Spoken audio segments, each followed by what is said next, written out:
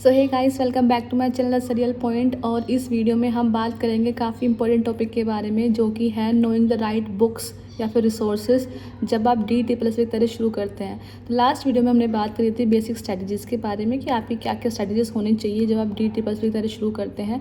उनमें से एक पॉइंट अगर आपको याद हो तो एक तो वो था कि नोइंग योर राइट बुक्स। आपको ये पता होना कि आपको कौन सी बुक से पढ़ना है जब आप किसी एग्ज़ाम की तैयारी शुरू करते हैं। इस वीडियो में हम बात करेंगे टीचिंग एग्ज़ाम से रिलेटेड। हम नॉन टीचिंग एग्ज़ाम्स की बात नहीं कर रहे हैं, हम यहाँ बात करेंगे टीचिंग एग्ज़ाम्स की जो कि अभी होने वाले हैं या फिर हो रहे हैं।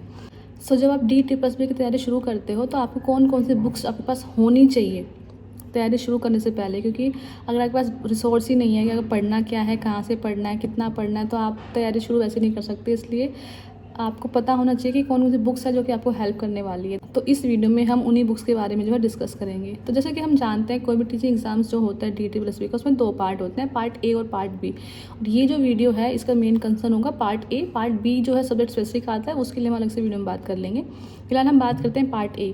पार्ट A के अंदर टोटल 5 सब्जेक्ट्स होते हैं, English, Hindi, reasoning, basic maths और योर GK या फिर GS इसको बोल सकते हैं। तो ये 5 सब्जेक्ट्स होते हैं। पाँचों के पाँचों सब्जेक्ट्स जो हैं 20 मार्क्स के आते हैं ईच, यानी कि एक सब्जेक्ट इंग्लिश 20 मार्क का आएगा, हिंदी 20 मार्क्स का आएगा, इस तरीके से होते हैं। टोटल जो है पार्ट A 100 नंबर का होता है और 100 ही क्वेश्चंस होते हैं, हर क्वेश्चन 1 मार्क का होता है। तो अब इसमें से पार्ट A जो है, अगर आप पार्ट A में अच्छा स्कोर कर लेते हो तो आप बाकी कैंडिडेट से बहुत आगे अपने आप को रख सकते हो। तो वही मेन है कि पार्ट A के अंदर 70+ अगर आपके मार्क्स आ जाते हैं तो ट्रस्ट मी आपका सिलेक्शन कहीं नहीं जा रहा है। और पार्ट A के अंदर 70 मार्क्स लेके आना इतना मुश्किल है नहीं, अगर हमें अपना ये पता हो कि हमें कहाँ से पढ़ना है तो 70+ मार्क्स आराम से आ जाते हैं। सो उसी के रिगार्डिंग कैसे 70+ मार्क्स जो है हम लेकर आए DT+ के पार्ट A में, वो हम डिस्कस करने वाले हैं। सो पार्ट A के जो 5 सब्जेक्ट्स हैं उनमें से 3 सब्जेक्ट तो काफ़ी स्कोरिंग है, वो है हमारे इंग्लिश, हिंदी और रीजनिंग। इनमें हम 15 मार्क्स आराम से ला सकते हैं।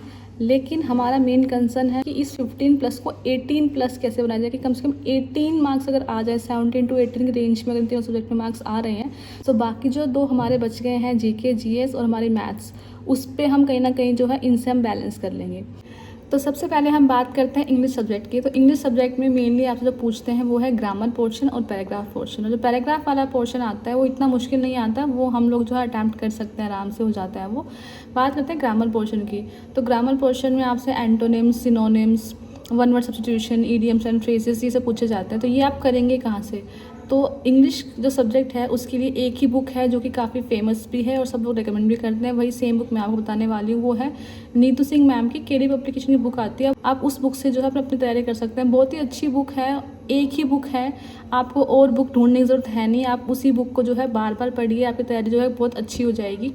और एक बार जब आपने वहाँ से पोर्शन कर लिया, आपका जो ग्रामर पार्ट वहाँ से हो गया, वो कैब आपने वहाँ से कर ली, जब आपका एक बार तैयारी हो जाए फिर आपको करनी है प्रैक्टिस। और प्रैक्टिस करने के लिए PYQ से बेटर कुछ है नहीं। तो इसलिए PYQ यानी प्रीवियस ईयर क्वेश्चन पेपर की आप कोई भी बुक ले लीजिए। सबसे ईजिली अवेलेबल जो बुक्स हैं वो होती है किरण पब्लिकेशन की, जो कि आपको किसी भी बुक स्टोर से मिल जाएगी। तो आप नियर बाय बुक स्टोर पर जाके DSSB की जो है किरण पब्लिकेशन की इंग्लिश के लिए अलग से बुक आती है, आप वो भी खरीद सकते हो, या फिर आप एक ओवरऑल PYQ उसकी बुक आती है वो खरीद सकते हो। आपके ऊपर है कि आपको सब्जेक्ट वाइज तैयारी करनी है। तो आप किरण पब्लिकेशन की DSSB की इंग्लिश के लिए चैप्टर वाइज जो है एक बुक आती है, आप उसको लीजिए और वहाँ से जितना प्रैक्टिस हो सके आप उतना प्रैक्टिस कीजिए। सो इंग्लिश के लिए 2 बुक हो गई, एक KD पब्लिकेशन की नीतू सिंह मैम की, और दूसरी जो आपकी होगी किरण पब्लिकेशन की DSSB के लिए इंग्लिश प्रीवियस ईयर क्वेश्चन के लिए बुक आती है, आप वहाँ से प्रैक्टिस कर सकते हैं। सो दूसरा सब्जेक्ट है हमारा हिंदी। और हिंदी में स्कोर करना, अगर आपका बेस स्ट्रॉन्ग है तो आपके आराम से 18+ मार्क्स आ सकते हैं। लेकिन अगर आपने हिंदी नहीं पढ़ी है तो उस टाइम थोड़ी आपको मुश्किल हो सकती है। तो आप तैयारी कैसे करेंगे? अगर मैं अपनी बात करूँ तो मैंने हिंदी के लिए एज सच कोई अलग से बुक नहीं खरीदी थी। मेरे पास मेरी 10th क्लास की जो है सरस्वती पब्लिकेशन की बुक रखी हुई थी, मैंने वहाँ से सिलेबस उठाया और उसके बाद उस बुक से जो है उस टॉपिक को कवर कर लिया। और जिस टॉपिक में मुझे दिक्कत आई थी उस टॉपिक के लिए मैंने जो है यूट्यूब पे उस टॉपिक को सर्च किया, और जो वीडियो मुझे समझ में आई, पहले दूसरी वीडियो जो मुझे लगी कि हाँ मुझे समझ में आ रही है, उसके बाद उस वहाँ से देखकर उसकी नोट्स बना ली थी, ताकि मुझे बार बार वो वीडियो देखनी ना पड़े। क्योंकि जब बार बार वीडियो देखते हैं तो उससे क्या होता है, टाइम बहुत जाता है। तो इससे अच्छा है कि एक बार वीडियो देखो और फिर उसके बना लो अपने नोट्स अपने हिसाब से। सो मेरी तैयारी इन्हीं 2 चीज़ों से हुई थी। एक थी सरस्वती पब्लिकेशन जो 10th क्लास की मेरे पास बुक पड़ी हुई थी, वहाँ से मैंने करी थी, और दूसरे यूट्यूब से मैंने अपने खुद के नोट्स बना लिए थे। और उसके बाद जो मेन मैंने काम किया था वो था PYQ से प्रैक्टिस। जितनी आप प्रैक्टिस करेंगे, ट्रस्ट मी ऑन दैट, जितनी आप प्रैक्टिस करेंगे उतना आपको कॉन्फिडेंस आएगा कि हाँ आपका टॉपिक क्लियर हो गया है। जब आप प्री IQ कर रहे होते हैं तो मान लीजिए आपको किसी क्वेश्चन में डाउट आया और आपको लगा नहीं मैंने तो ऐसे पढ़ा था, और उसी टाइम अगर आप बुक खोलकर या नोट्स खोलकर आप देख लेंगे तो आपका उस टॉपिक जो है या फिर वो क्वेश्चन है वो बहुत अच्छे से क्लियर हो जाता है। तो इसलिए अपने नोट्स बना लीजिए ताकि आपको बार बार जो है टाइम वेस्ट ना करना पड़े, और दूसरा प्रैक्टिस कीजिए। लेकिन फिर भी अगर आप चाहते हैं कि मैं बुक रेकमेंड करूँ हिंदी के लिए तो 2 बुक हैं जिनसे आप कर सकते हैं। दोनों में से कोई भी एक बुक आपको लेनी है, दोनों बुक नहीं लेनी है। एक बुक जो है वो है ल्यूसेंट की हिंदी व्याकरण की बुक आती है, वो आप ले सकते हैं। और एक और सेकंड बुक जो है वो है आदित्य पब्लिकेशन की सामान्य हिंदी करके बुक आती है, वो आप ले सकते हैं। इन दोनों में से कोई भी एक बुक आपको लेनी है, दोनों नहीं लेनी है, और उसी एक बुक से आपको करना है, ठीक है। सो ये हो गया आपका हिंदी। थर्ड है हमारा रीजनिंग। Reasoning requires practice. जितना प्रैक्टिस करेंगे उतनी स्ट्रॉन्ग आपकी रीजनिंग हो जाएगी। तो रीजनिंग के लिए आपको कोई अलग से बुक नहीं चाहिए कि आपको कोई बुक खरीदनी पड़े कि अच्छा मुझे नहीं आ रहा। सिलेबस उठाइए, ठीक है। जो टॉपिक, कुछ टॉपिक्स तो ऐसे हैं जो कि बहुत बेसिक होते हैं, हम बिना किसी बुक के भी कर सकते हैं, लेकिन फिर भी अगर कोई टॉपिक है जो आपको लगे कि आपको समझना है तो यूट्यूब खोलिए, उस टॉपिक को सर्च कीजिए और उससे रिलेटेड आपको 100 वीडियोस मिल जाएंगी। आपको जो लगे कि आपको जिसका समझ में आ रहा है उस वीडियो को खोल के आप लोग उस वीडियो से कवर करके अपने नोट्स बना लो या फिर एक बार समझ लो जैसा आपको सही लगे, और उसके बाद उस टॉपिक के PYQs लगाओ। PYQs के लिए बुक है वो आपको खरीदनी है। रीजनिंग को समझने के लिए कोई बुक खरीदने की जरूरत नहीं है। यूट्यूब से अब यूट्यूब पे भरा हुआ है कंटेंट रीजनिंग के लिए।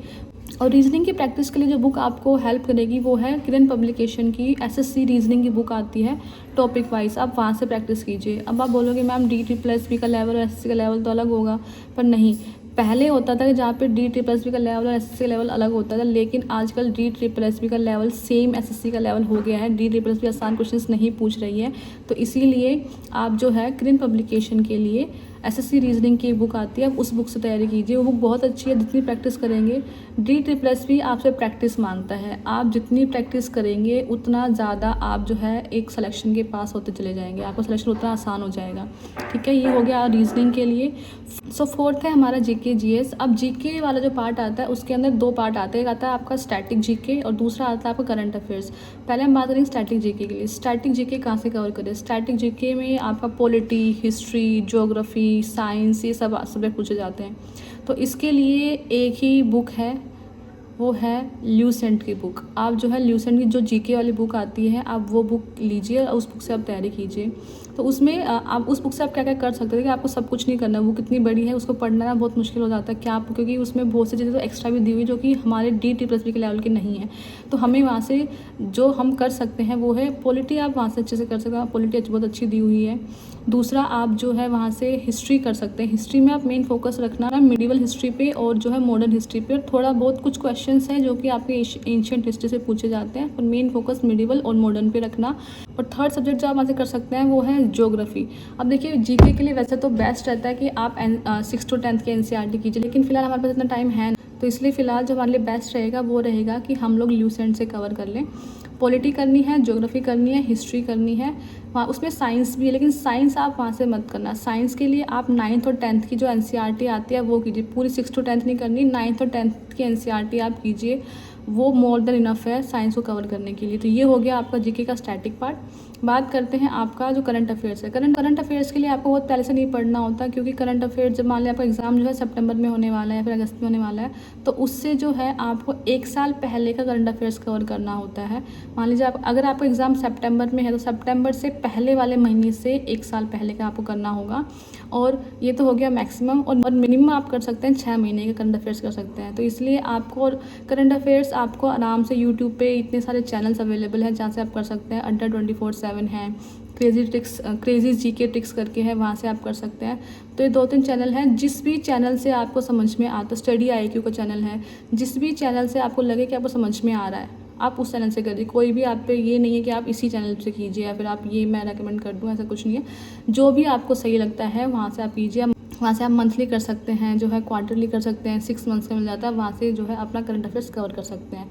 और last but not the list वो है हमारा मैथ्स सब्जेक्ट का नाम सुनते ही बहुत लोग ऐसे डर जाते हैं कि मैथ्स है, कैसे होगा कैसे नहीं होगा। हाँ, मानते हैं मैथ्स थोड़ा डिफिकल्ट है अगर आपका बेस स्ट्रॉन्ग नहीं है तो, लेकिन अगर आपने बाकी 4 सब्जेक्ट को स्ट्रॉन्ग कर लिया है तो कहीं ना कहीं हम मैथ्स में आके एडजस्ट कर सकते हैं। मान लीजिए आपने इंग्लिश, हिंदी और रीजनिंग में आपके 17 to 18 प्लस आ रहे हैं, और जीके जीएस में आपका जो है 9 to 10 भी अगर आपका आ रहा है तो वो काम कर जाएगा, कोई वो नहीं है। और वैसे भी मैथ्स में बहुत कम लोग होंगे जिनके मैथ्स इतनी स्ट्रॉन्ग होगी कि वो 15 प्लस मार्क्स लेके आए। हमें ज़्यादा नहीं करना, लेकिन मिनिमम आपको 8 to 10 मार्क्स, या मतलब आपको एटलीस्ट 8 to 10 क्वेश्चंस तो आपको सही करके ही आने हैं मैथ्स में। और इसके लिए आपको जो है प्रैक्टिस करनी पड़ेगी। प्रैक्टिस करेंगे कहाँ से? प्रैक्टिस करने के लिए आपके पास सिलेबस है कि ये टॉपिक मैथ्स का आ रहा है, उस टॉपिक को आप लोग जो है यूट्यूब पे सर्च कीजिए, ठीक है। उसके बाद जो वीडियोस आई उसको खोला, और उसके बाद आप लोग अपने नोट्स बनाइए। एक टॉपिक को बार बार यूट्यूब से देखना बहुत टाइम कंज्यूमिंग होता है, सो इससे अच्छा एक बार देखो, अच्छे से देखो टाइम लेकर, उसके बाद अपने नोट्स बना लो, ताकि बाद में आप पढ़ें तो आप अपने नोट्स से पढ़ें, और वो आपको बाकी एग्जाम्स में काम आएंगे। वन टाइम इन्वेस्टमेंट है, थोड़ा टाइम लगेगा, लेकिन बाद में आपके बहुत हेल्प करने वाला है, ठीक है। सो आप वहाँ से कवर कर सकते हैं। और उसके बाद जब आपका एक बार सिलेबस हो जाएगा, फिर आपको करनी है प्रैक्टिस। और प्रैक्टिस करने के लिए RS अग्रवाल की बुक है, वहाँ से आप प्रैक्टिस कर सकते हैं। मैथ्स की बुक आती है, वहाँ से आप प्रैक्टिस कीजिए। सो देखिए, DSSS भी आपसे एक ही चीज़ मांगते हैं, फिर कोई भी कम्पिटिटिव एग्जाम आपसे एक चीज़ मांगते हैं कि प्रैक्टिस। जितना आप प्रैक्टिस करोगे उतना आपके लिए अच्छा होगा। बस 2 ही बातों का ध्यान रखिए कि प्रैक्टिस कीजिए और अपने रिसोर्स को लिमिटेड रखिए। जितना लिमिटेड रखोगे उतना आपके लिए अच्छा होगा, क्योंकि जैसे मैं बोलती हूँ कि आपको 10 बुक को एक बार नहीं पढ़ना है, आपको एक बुक को 10 बार पढ़ना है। So this is it for the video. अगर आपको ये वीडियो पसंद आती है तो please like, subscribe and share. और आपको कोई भी डाउट है या फिर आपको और भी कोई क्वेरीज़ है जिन पर आप चाहते हैं कि मैं वीडियो बनाऊँ, तो आप वो जो है कमेंट बॉक्स में कमेंट कर सकते हैं। मिलते हैं आपको ऐसी एक और वीडियो के साथ, तब तक के लिए थैंक यू सो मच।